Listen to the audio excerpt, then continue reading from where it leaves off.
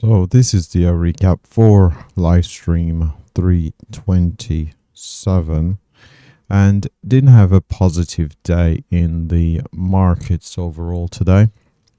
The market continued higher and it just didn't provide the opportunities.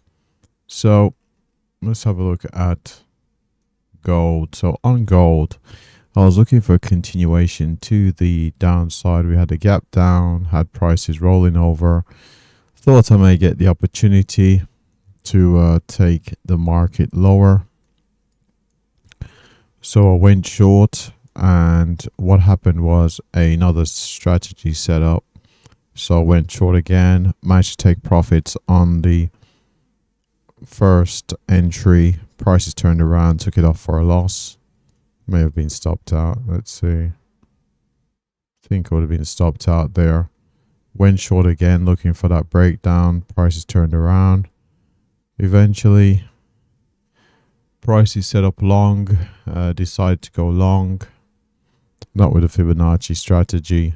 And the target was hit there before prices pulled back. I was a bit cautious about taking it long because I was aware of these highs here. So I would have been, which I did. I did take the long, but it was all the way into these highs. I was concerned that price could turn around from there.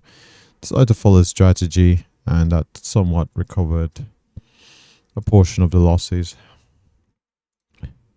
Over on ES, I believe I went short. Thought prices could mean revert back, so went short. Took it off for a loss. I think I went short again. May have took profits there, went long, took profits, and overall I think I had a bad day on ES, but I'll have to look at the straight statistics at the end. So it was another tough instrument. So we small gap to the downside. From there, we've seen the market just rally here to the upside. I had a few pullbacks here and there, but just couldn't get a handle on the market. And finally, over on NQ, likewise, came into this area. When I got to the market, was in this area as the market was chopping around in this range with the point of control. Believe I went long and took that off there for a loss. Went short, took a loss through there, and I believe this was a winner here that recovered some of the losses. We'll have a look at the overall account. So started the day at, let's see, it's at 380. We're going to end the day down at 38,750. You can see the day didn't start terribly.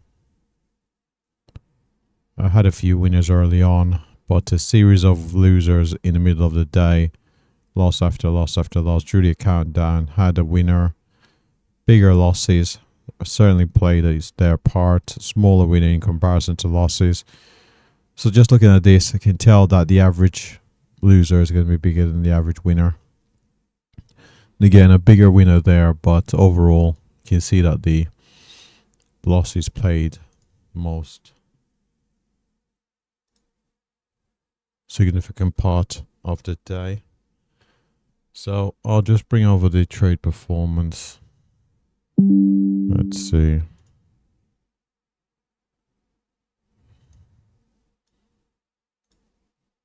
just going to bring it over here.